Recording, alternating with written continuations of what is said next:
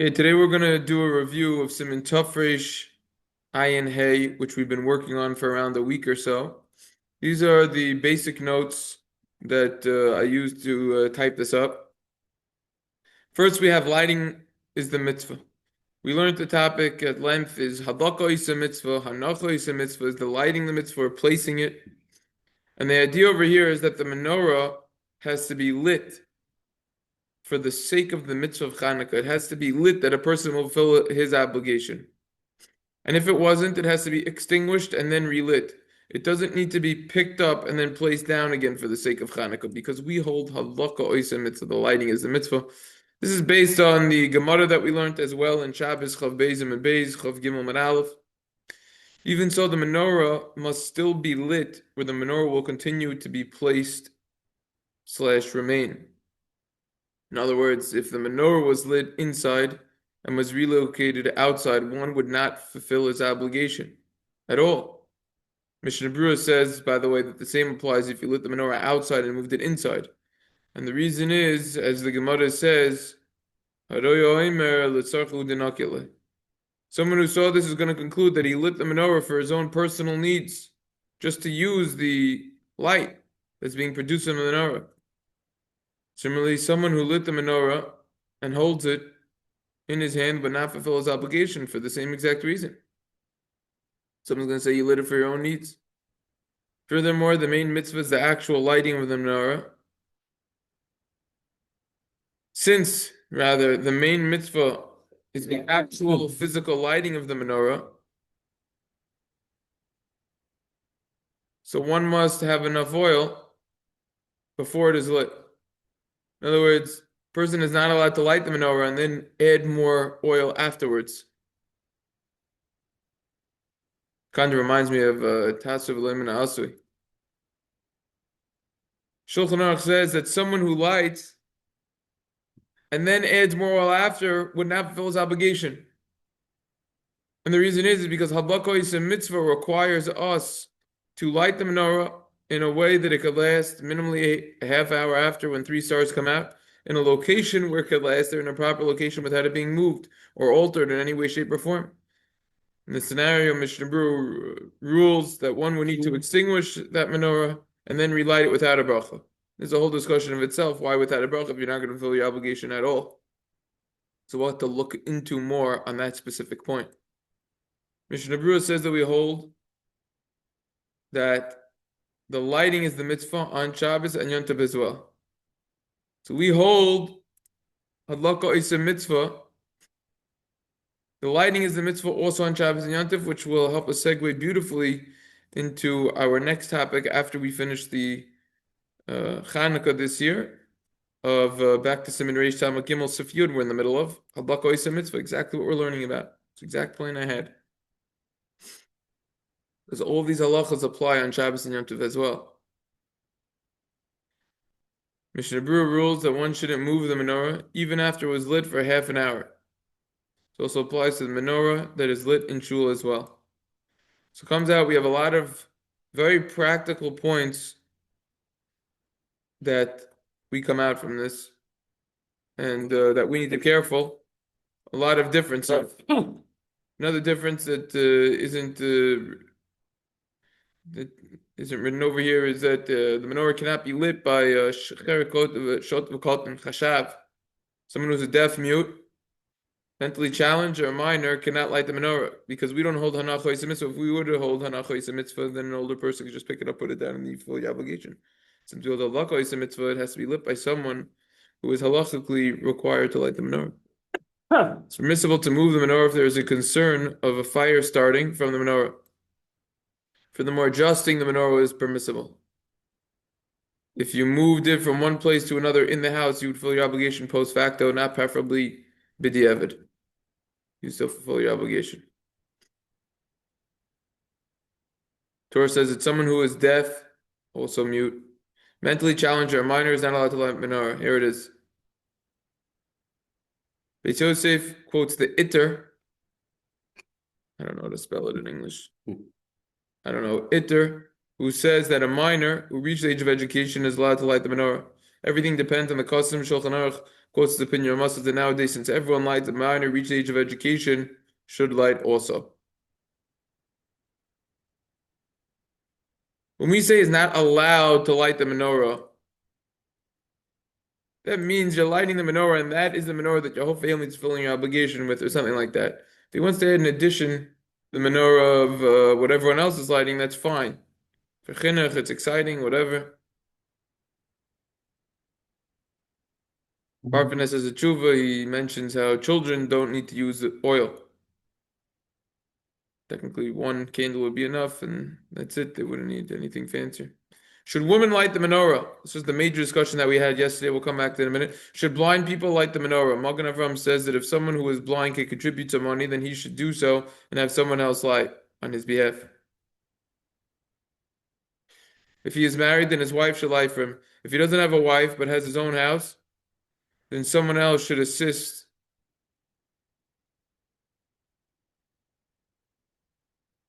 Should assist him and help him light. Miscellaneous, Avram says the convert can say lavo, say no for our forefathers. This is the main discussion. This is a fascinating part of this Siman. Torah says that women are allowed to light the menorah because they were part of the miracle. Machasis Shekel quotes Eli Rabba, who says that a married woman should not light because one's wife is like oneself. Isha kagufa.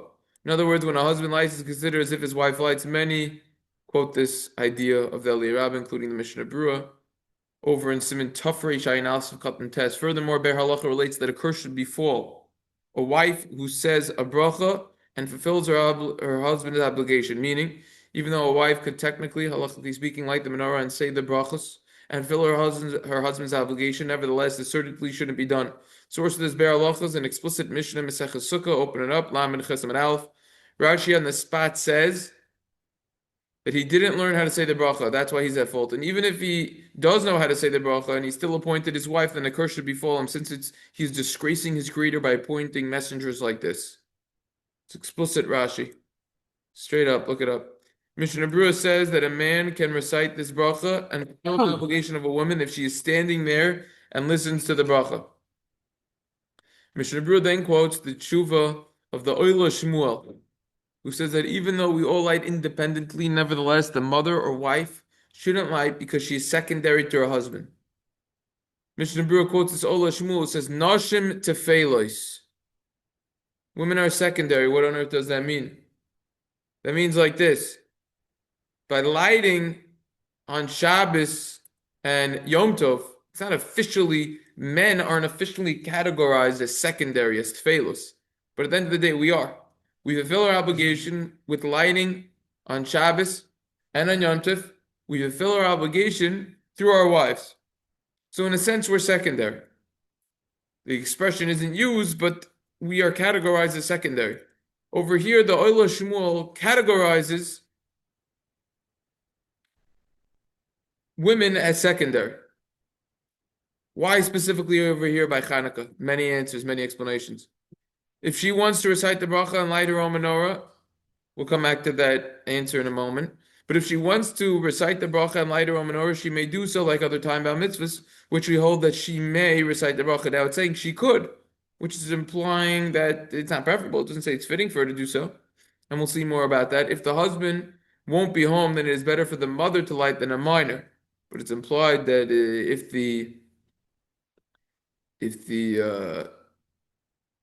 she has a child who's a male who's above the age of bar mitzvah, then he should in fact light. Kedushi Harsvi says that the reasons of one's wife is like the husband only applies to married women. Should a single older woman give her parent? Well, so how does that work then? I mean, I guess it would work the ishto kagufo if the 13-year-old lights for the mother. So how halachically would that work? So halachically, we didn't learn about that yet. That's how you gotta learn tough Reishai and Zion. But the whole house could be good. And also tough Reishai and Aleph, it's gonna come up more. with the idea of from the letter of the law, a person could fulfill his obligation. The Gemara says in Shabbos Chaf Aleph, it's a question why the Shulchan Aruch doesn't quote this. There's a whole Avi Ezri on this, but with one candle on the 8th night with 10 kids, you're good. So the Mahadrin, everyone lights one. It's a whole discussion in the Rishonim, Achronim, Mahadrin, preferably then everyone continues to light their own, and they light first night one, second night second, etc. They go up.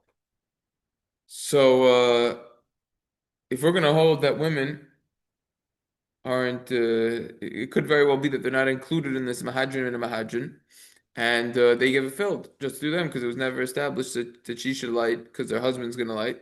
Even when the husband isn't there, if you're going to go Nashim Tefelos at the secondary, or you're going to come on to the other reasons of the Chasam Sofer, which we're about to see again, which we already learned yesterday. If you're going to come on to those reasons, then she should never light. She's never in the Mahadrin. She's going to be covered with the sun. Mm-hmm. Yeah, which we're going to have to learn about more. Like I said, we only have a few Simanim that we didn't tackle in hilchos Chanukah. Granted, they're the longer ones. Siman Tafrei Shayin Aleph is the longest.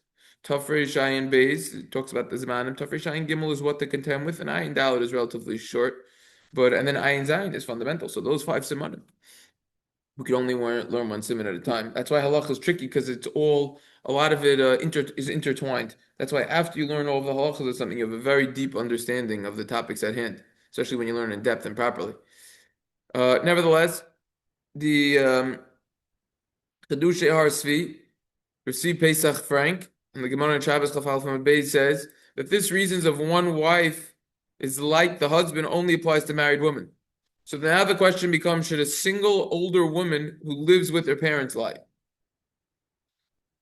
Well, let's just answer that question right now. According to the Nashim Tfeilos, women are secondary, then they definitely shouldn't light. Chasam Sofer relates that the main enactment was to light outside near the entrance of one's home. The custom therefore developed due to modesty reasons that women should remain inside during the lighting because kol kavodim bas melech panima. He basically says that it's modest, it's immodest for women to go outside at night when there's men over there. It wasn't honorable for them. Now, people will say this is extremism, this is crazy, this is that. First of all, there's a chasam sofer. Second of all, you're kind of right because the Chuvas Van Hagos calls this Chiddush Pella, but that could very well be a different reason, which we saw that a little bit yesterday, but that could be for a different reason. Thirdly, to those who say that this is extremism, I will say, where do you draw your line? Because people don't have lines that are drawn, and then you want to know why all sorts of instances occur with males and their secretaries and the like, and it's because there was no line that was drawn, and that's the problem over here. So a line has to be drawn, and we know that modesty is incredibly important, and we know that all takes a little bit, and then something could spiral and turn into a forest fire and get out of control. So therefore, we have lines that are drawn, and these lines certainly help, right? When you have the speed limit in New York City that's set to 20 or 25, it's crazy how low it is. You know, you're not going to be going, people aren't going to be going 50, especially with all the speed cameras. They're annoying. They are irritating. Many times when no one's on the road, I could be going 5 times the speed limit and be okay. But nevertheless, they cause accidents, lost deaths, and they cause it to be safer. So even though it's irritating, nevertheless, these lines that are drawn, these borders, they help the situation. So even though if there wasn't a male, she would certainly go outside and light. Nevertheless, if there was a male, the woman wouldn't go outside. Nevertheless, if there was a male, women wouldn't go outside. Even though we light inside nowadays, nevertheless concludes that Chasam Sofer, the original custom didn't change, and also women don't light when their husband is there. So according to our Lishmuel, married women shouldn't light because of Ishto Kigufo. And unmarried women shouldn't light because they're secondary to men. I would rephrase this. Accordingly. Married women shouldn't light because of Ishto Kigufo. Your wife is like yourself, and unmarried women shouldn't light because they're secondary to men and because of modesty reasons. What is the explanation of this? Why are women secondary to men, specifically by the law of Chanukah? The main decrees of Chanukah were not physical, they were spiritual in general. The Greeks decreed that the Jews should write on the horn of a bull that they don't have a portion with the God of the Jews. They also decreed that engaged women had to have relations with the Greek general. If they would have made such decrees for men, then the men would be obligated to give up lives rather than transgress and have illicit relations. However, women are not obligated to give up lives because of karkola passive. Taisus ksubus gimel beis. Therefore, women are equally obligated with the lachas of Pesach and Purim. But you could actually discuss Purim, Afin, Ayabos, and it seems that they're Tofel. They're also secondary. It's like even though they're obligated, Karnashim, Rabbeinu Chananel, and Psachim on Kovches, but nevertheless, they are equally obligated. Since the decree against the men and the women were equivalent, so therefore they're equally obligated. Unlike on Chanukah, since the decree of the men and the women were different, women are considered secondary to men. Now, the obvious question on this explanation and elaboration of the Oila Shmuel is, wait a second. Women were also subject to the other decrees. Granted, they had this unique decree and the salvation came about through them. Yehudis cut the daughter of Kohen Gadol, cut the head off of the general, and they caused part of the salvation to occur. But nevertheless, they were included all the other decrees. The decrees, Lashkichim Sarisecha, not to learn Torah, not to be involved with the chukah and the mitzvah. We don't know where they're doing them. Mila, you could say they don't have a connection to. Shabbos, Rosh Chodesh, they had a connection to.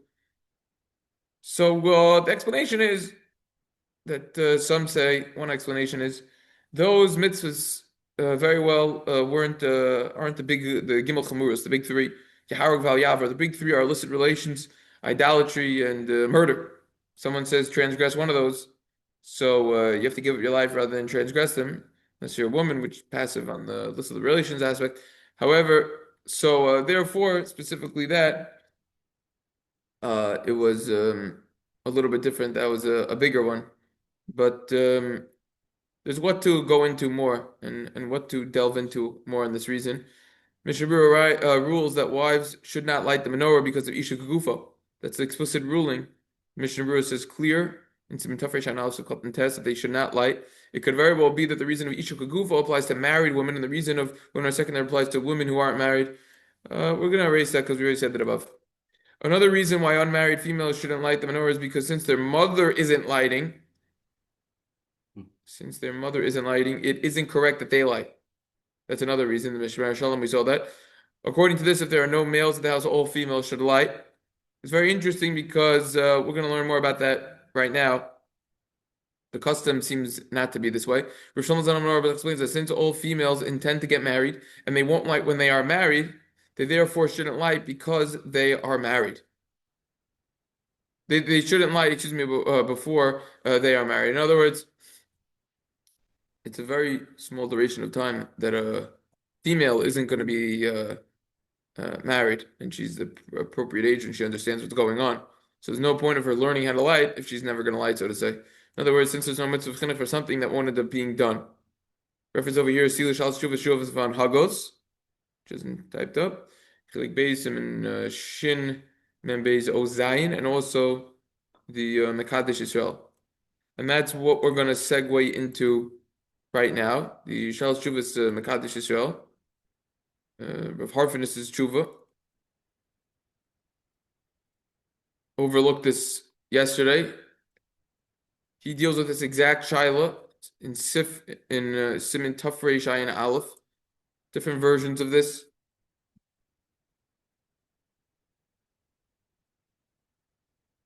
Different versions of this, depending upon what year you have. Bito mevakeshes sheroitzis lahadlik laatzmo yinedo es Chanukah imbracha yishapir dami lanicha lahadlik umahu liisha nesuya. If you have a woman, a girl rather, she says, I want to light the menorah with the beracha. Could we allow her to do so? What about a married woman? Exactly our shaila. Here's a nice tshuva over here.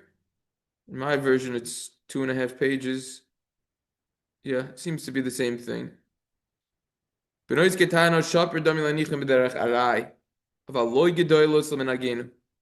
Young girls, you could allow them to lie temporarily, but not when they're older. You shouldn't be lighting, even if they're unmarried. Did we talk Wait, about what age are we talking about? What age? We're talking about before Bas Mitzvah. You could allow them to. That's what I think he means by derech arai, but we'll see in the tshuva as we delve into it. We have 15 minutes to run through this. But he doesn't want the unmarried older females lighting. talk about a almana? Let's say that her family comes. What's the China? So let's say it's an almana. Let's say normally I guess she'd light on her own. Yes, she would.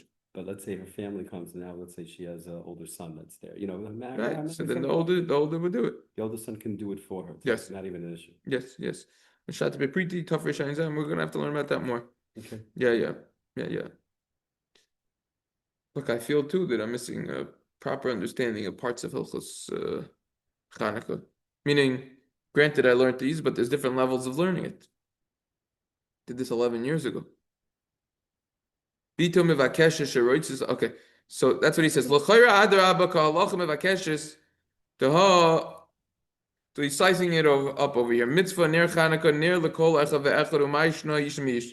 Yeah, he's starting off. What's the difference between a man and a woman? Seemingly they should lie. Look at this Riaz, one of the great Rishonim. Be'emes Isa lahedja. It says explicitly in the Shilti Agiburim Mishem Riaz, quoting the Raz. The Mahadrin near lekol echa ve'echad bein anoshim bein anoshim. Says preferably everyone should lie bein anoshim, and then look at what's in quote. It's over here. Ubein nashim, including women. You learn the sugyas in the Gemara. You learn the Gemara about these halachas in Chav Gimel. You learn the basic Rishonim. It seems 100%. Nashim chayavos b'ner Chanukah sha'afi nos b'nes. They have to lie. Finish. That's what the Riyaz says also. The Achronim are coming along and saying, wait, not so fast.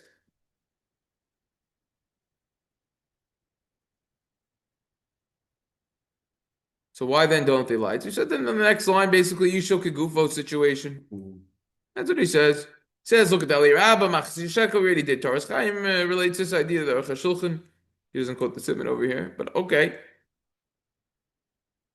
Now this applies specifically by a woman who's married. Right?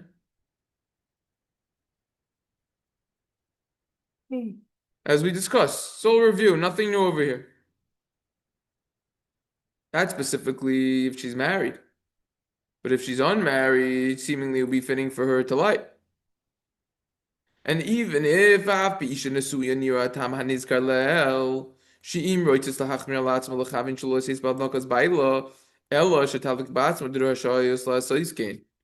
if she's married, she could have in mind not to fulfill obligation with her husband, and she could fulfill obligation then by lighting herself. Behagois hagoin Baal Shals Shuvas Imri Yosher, saw in the Imri Yosher. Sheheir Alza. He points us out. The Rama already points us out. Shakasav Delididon Gam Kol Akatanim Shagilu Chinuch Srichim Lahadlik. For us, children who reach the education need to light. L'chayra Lafiza Gamma Benois Akatanas Adinkin seemingly this to apply also for girls who reach the age of education. They should light. Why shall you start lechanech abanos? You need to educate them because of the esher. So writes the Imri Yosher.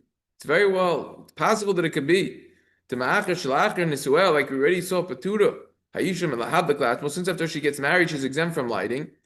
Why? Because of Yishul Kigufa Alkin Gam Bekatunuso Patura. Also, when she's younger, she would be exempt. Shloshayich chinach alzeh dahokish gad v'nasa tia Patura can iskalel. Can't say chinuch on something that she's never going to do. But that could very well be questioned.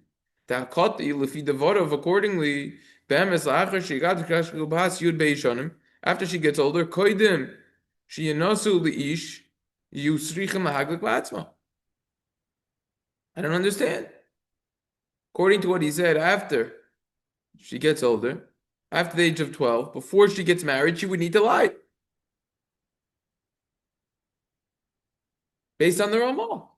Our Ramah. Also in the Shulchan Aruch, the Itter, the Beis Yosef, that was the Shita that we learned. We learned that opinion already.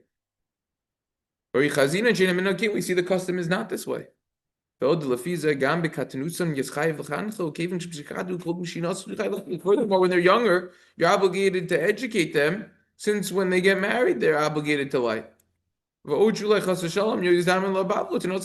she might not get married. So now her whole life, she's got to learn how to lie. She's got to learn some of the halachas. That's how that reason could be questioned. However, aval royim shabama minok shagama benois hamivu gorois sheinim nesuas ein madlikin la'atzmam v'tam risi v'shal shuvas chetzid efot, since usually when they're older they don't light for other reasons, as we already learned. Shemachar shein haim madlekas la'atzmam min anachon shabita tachme yoyzim mimeno v'tag la'atzmam. Since the mother isn't lighting, it's not fitting that the daughter should light and be more stringent than her mother. So he said that a woman's never going to light if there's a man there. And also the v'chein kos of tam zeb Mishna Berura, which we saw quoted by the Mishna Berura Torah. The Mishna Berura, the Mishna Berura quotes this. V'al pi zeh noita. She'im be'emes ha'im madlekes, if the truth of the matter is the wife will light. She'in la balo shabai leinu b'yira. For example, if she's unmarried, let's say she was married and then she became a widow, or she's divorced, whatever it is, or her husband's on a business trip. All of the girls should light, but the custom is not that way. New reason. Many women, they can't say the beracha on their own. What does that mean? The concept of literacy, women being literate, you should know, 100 years ago, many women were illiterate. Especially 200-300 years ago, none of them knew how to read. Very few. Very, very few. I know for a fact because my grandmother, who probably would be close to 100 if she'd still be alive, it was considered unique for her to be able to read and have a serious Jewish education, so to say, back then. It was very rare. The Beis Yaakov movement and everything became popular now. Now everyone reads everywhere. It wasn't like that though. Therefore, they didn't know the beracha. Therefore, the custom was that they didn't necessarily light. According to this, someone who doesn't know how to read and doesn't know how to say the beracha, they should say the beracha.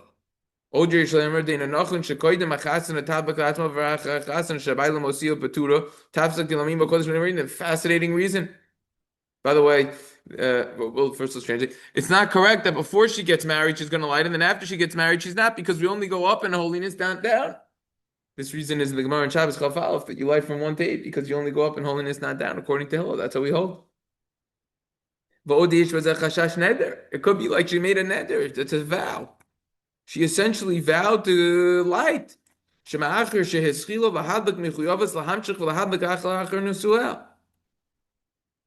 That since she began lighting, she's obligated to continue to light even after she gets married. It's like a vow. How are you going to answer that up? You're going down in holiness. You're going against the vow.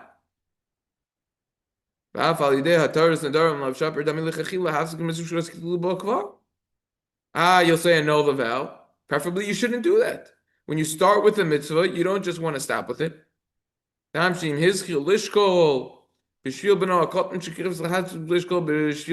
Okay. Someone already has a mitzvah and he's in charge of doing that mitzvah. You can't take it from him. He already has the mantle. I like that word mantle. I've been using it lately a lot. So it's over here. Since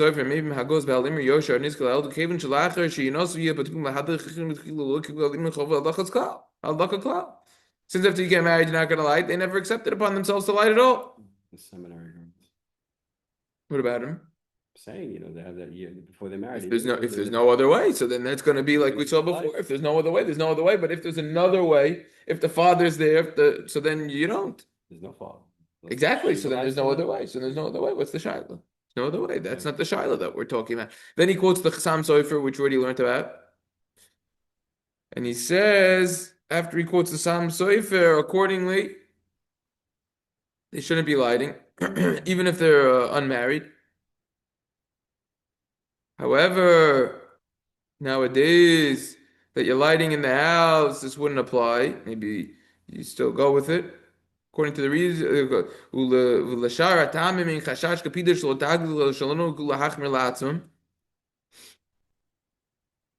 other reasons, maybe there wouldn't be a problem also not to light. The custom just became that they didn't become stringent. What about the reason it's like a neder?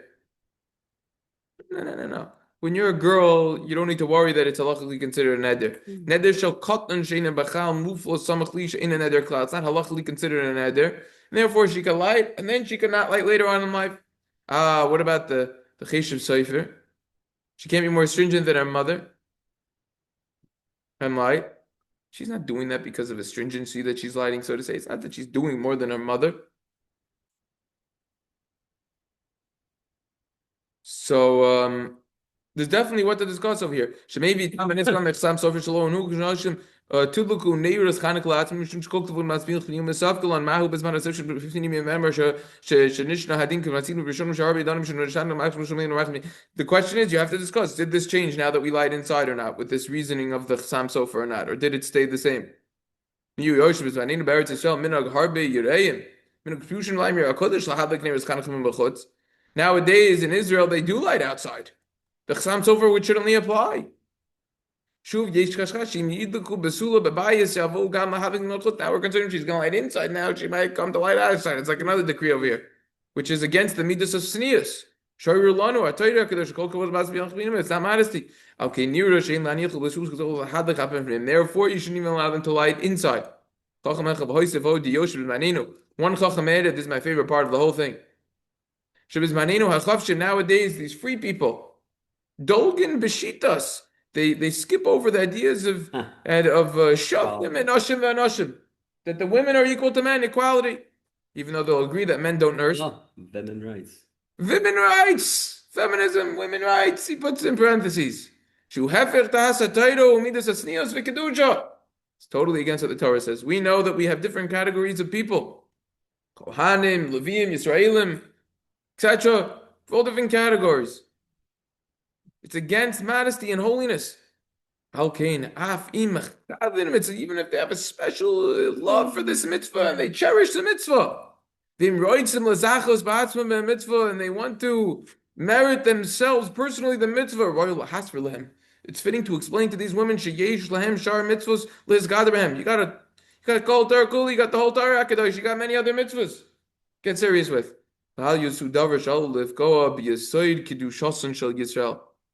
And don't be involved with something that's prone to mess up the foundation of holiness of the Jews. Little girls you could allow. When they're older, stay away. Whole rights thing. What's the arai still? What'd you say? When you said arai in the beginning. Yeah, that's for kids. For kids. Every year when they're a kid. Yeah. That's arai. Yeah, for kids. For kids. B'sefer Chaim Lacha Gisi, Chaim Kanievsky writes about this. L'fi Masha Kosa Rapim Agodim Etam Hadlakas and Mahadrim Mishum de Mentichli Kamaso Shul Lesis Ba'Alachas Rosh Habayis Ma'Mela Benoshim Loitiknu Shiyachola Sholola Atzeis Ein Lahachmir V'Varach Nias Daiti Loi Binyan Takanas Mefereshes. Guess we can finish the whole thing in a few minutes. Nias Daiti Loi Binyan Takanas Mefereshes Al Kach Alakol Adam Shadei Miro Shehechli B'Daisa Lahadlik La'atzmol Yotzev Alachas Chaveiro.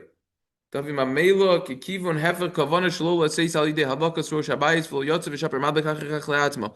Well, Amrina Dema. Okay, so now he's going into another technical point about kavanas and everything like that. Then he quotes the Ola Shmuel. He goes into this. He goes into the Tefelos Lanashim business, which you already saw the explanation. Already saw that.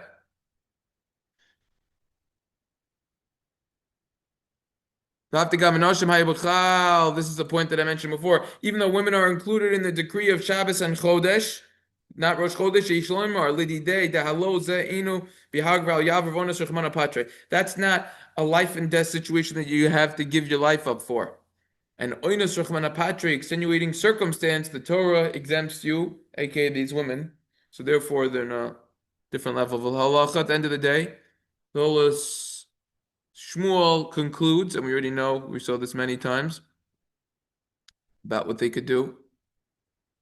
Mishna Berura quotes it, he says, "Mikol makom kosher lo kaimu mitzvah, kamrin daf mi she'ina mitzuya kishyasa mitzvah yikabel schar v'alkein afilim yochel levarach v'tzivon kemavur mashin kim ninonenu b'ner Chanukah shekvar yotze ikar mitzvah lakas baila."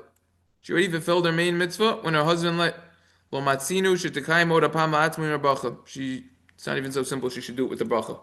V'ulai kavanaso could very well be shechol lahachmir la'atzmo kayim mitzvah min mahadrin avol lamash mekein dezeh ino ikra mitzvah elo hosafa mitzvah lo matzmichi gavin apchigos shel tkana do. He doesn't want you doing it. Like we saw, I think that's the general consensus. Shouldn't be stringent. B'chidush ra'isi, the Sefer Simchas Moadim, I saw a tremendous insight. The Sefer V'dibar Tabam, quoting the Sefer V'dibar Tabam from of David Feinstein. Should be based off him in the house of his father. They gross Moshe Feinstein B'Yerupa Gam Anoshim had liku ba'atzno neiros Chanukah medin mahadrin. The women did light. Habanois Shafilu Imo, even the mothers. Below some chol as far as Isha Kagufa. They didn't rely on Isha Kagufa. L'shamaisa lo himshich av minagzeh k'shai b'America. But he didn't continue with this custom when he came to America. Fascinating. So in Europe, in Moshe Feinstein's house, all females up. When they came to America, they didn't though. It's fascinating why.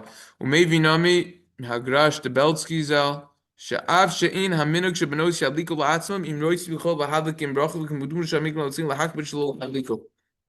Custom is for them not to light. V'chin re'isi b'sefer Evan Yisrael shebenois haloimdos b'seminary in madlikas b'atzmam rak yasu shliach.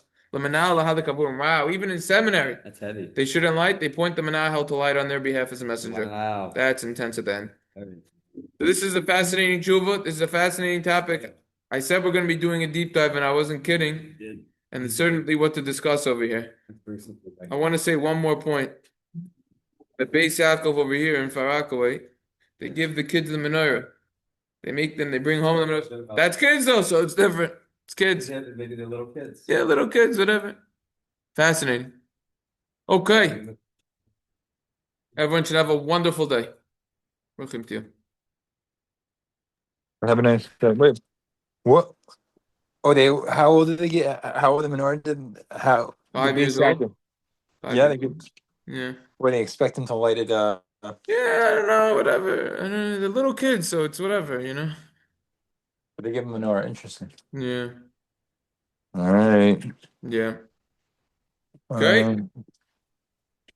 Very good. All right. Have a wonderful day.